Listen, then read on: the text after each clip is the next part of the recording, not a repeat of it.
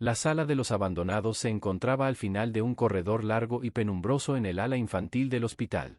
Pocos extraños se aventuraban hasta aquí. A veces, parecía que tras esa puerta el mundo se detenía. No había risas ni llantos, solo el leve aroma a medicinas, pañales húmedos y un silencio tan denso que parecía tangible. En una habitación pequeña, con paredes de un verde desvaído, pintura descascarada en el alféizar y cunas metálicas desgastadas, descansaban los pequeños. Cada cuna albergaba a un ser diminuto, dejado a su suerte. Eran los que no tenían un hogar esperándolos, los que no pertenecían a nadie. No se les nombraba con cariño, solo con números o apellidos garabateados en las fichas de sus madres. A veces, se les identificaba simplemente como el cuarto, el séptimo o el de la fiebre. En la cuna más apartada, junto al radiador, yacía él, un pequeño ser frágil llamado Mateo, con bracitos delgados que aferraban la esquina de un pañal. Su rostro pálido dejaba entrever venas azuladas en las sienes. Apenas era un recién nacido. Había llegado al mundo en silencio, casi invisible. Su madre no lo miró a los ojos, solo firmó unos documentos y se marchó, como si hubiera arrancado una página de un libro que nunca comenzó a escribir. Al principio, Mateo lloraba con fuerza, con el desgarro típico de los bebés, reclamando abrazos, calor, alimento. Pero pronto comprendió que nadie acudiría. Sus gritos no atraían manos ni su llanto convocaba a una madre. Entonces, se sumió en el silencio. Ese mutismo se convirtió en su idioma. Sus ojos se perdían en el techo, como si buscaran algo entre las grietas de la pintura descascarada. O tal vez, simplemente, había aprendido a no esperar nada. Su pequeño estómago se contraía de hambre. Una enfermera, apresurada, pasó de largo, confundiendo las fichas y dejando una botella en la mesita equivocada. Mateo quedó sin alimento, sin un roce, sin siquiera una mirada. Era apenas un pequeño bulto de vida, olvidado entre la rutina, los papeles y el cansancio. No lloraba, solo su mentón temblaba levemente, como el de un anciano agotado. Sus pestañas vibraban, pero las lágrimas no caían. Resbalaban por sus mejillas, absorbidas por la tela fina de la almohada. A veces, entreabría la boca, como si quisiera sollozar, pero ningún sonido escapaba. Todo en él parecía detenido. Por la ventana se filtraba un débil rayo de sol, que caía sobre su frente, iluminando su piel casi traslúcida.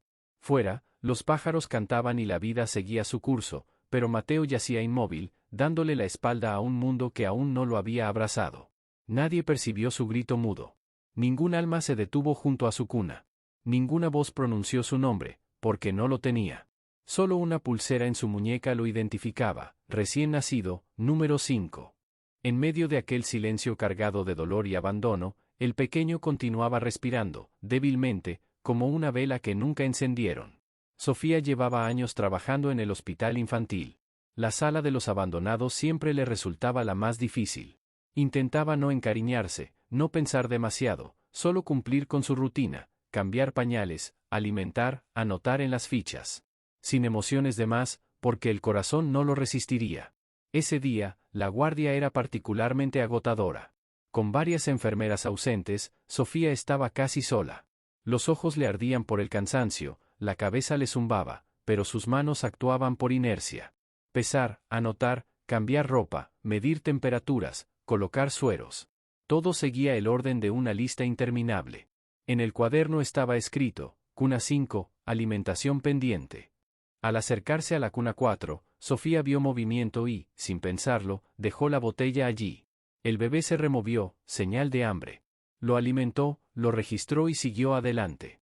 Pero en la cuna 5, Mateo yacía quieto, como dormido, sin emitir sonido ni abrir los ojos. Sofía, agotada y contenida, simplemente pasó de largo. No notó que la botella quedó intacta ni que el pequeño labio de Mateo temblaba, conteniendo un sollozo. Todo en esa sala parecía una Bisaíz, la vida seguía. Cada error, cada descuido, era un dolor, un hambre, una soledad. Mateo, en la cuna 5, no se movía. En su interior, algo comenzaba a contraerse y doler. Instintivamente, intentaba chupar la esquina del pañal, pero la tela estaba seca. Sollozaba en silencio, dentro de sí, apretando los puñitos como si en ellos guardara su última esperanza. Nadie llegó. Afuera, alguien pasó con un carrito. Voces lejanas, ecos de vida, pero no para él. Su mundo era apenas los barrotes de la cuna y el techo, que sus párpados débiles ya no podían mirar. No lloraba. Había aprendido que el sonido era inútil. Mejor callar, esperar, soportar. El hambre no era lo peor. Peor era ser invisible, ser nadie. Mateo no sabía que era una madre. No conocía el olor de un pecho, el calor de un cuerpo, la suavidad de una voz arrulladora. En su memoria no había nanas, ni cuentos, ni susurros cariñosos. Desde el principio, solo el techo, los llantos de otros niños, manos enguantadas y voces indiferentes que hablaban en susurros, como si él fuera un objeto, un caso, un número. Cuando nació, nadie aguardaba ese momento. El parto fue rápido. La madre, una joven sola, llegó sin compañía. En la ficha escribieron, soltera. Familia sin recursos. La decisión de abandonarlo ya estaba tomada. Al pequeño lo llevaron de inmediato. La mujer firmó los papeles y salió con paso apresurado, sin lágrimas, sin despedidas, solo una firma que cerró un capítulo. Libertad, alivio, dolor, nadie lo sabía. Mateo quedó atrás, un recién nacido ya olvidado.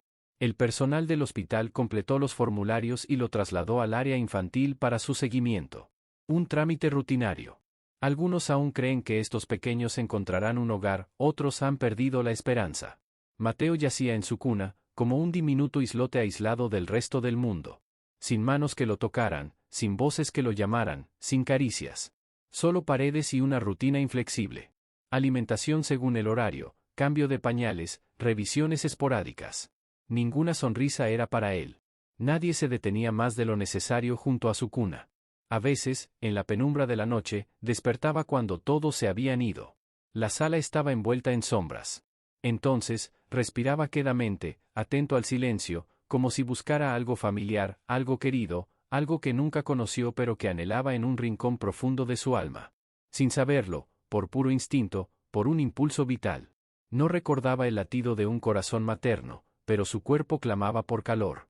No conocía la palabra abrazo, pero en su interior ardía un deseo insoportable de estar cerca de alguien, de no estar solo, aunque fuera por un instante. Y seguía en silencio.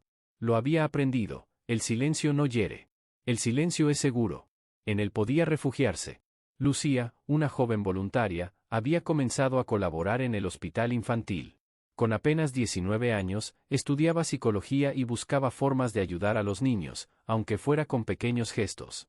Le dieron una lista de áreas y, sin dudarlo, eligió la menos solicitada, la sala de los abandonados.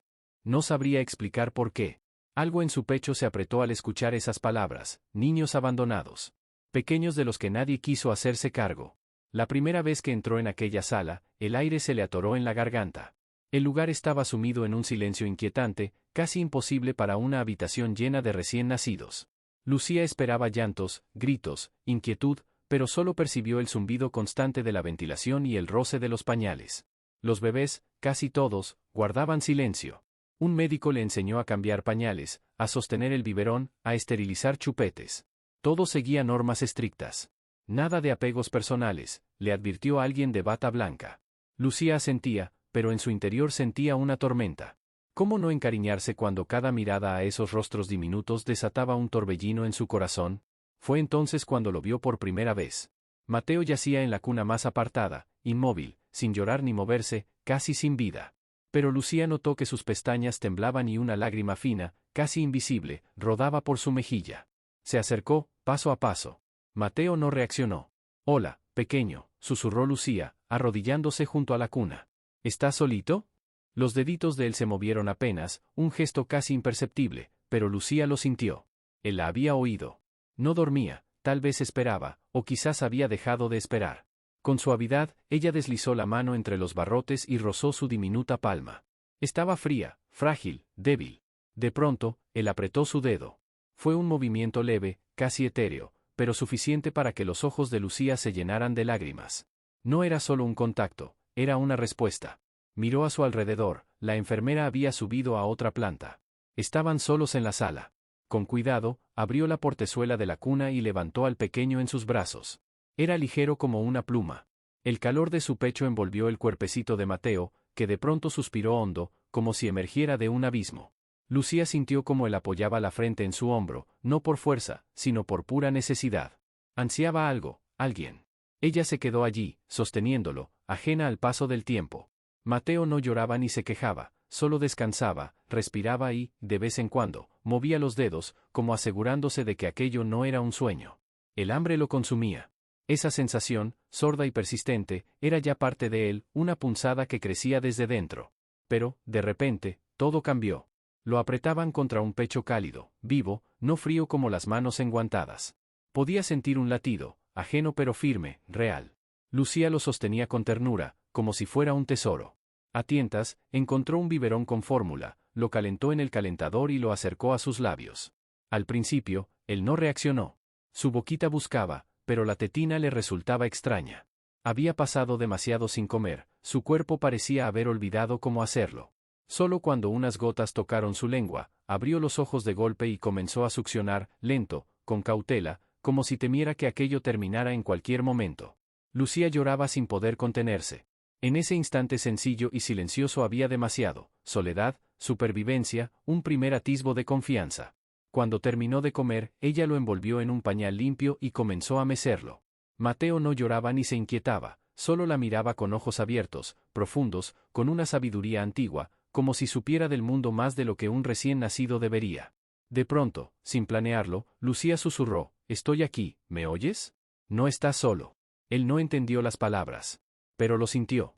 Con su manita débil, apretó el dedo de ella y se acurrucó contra su cuello.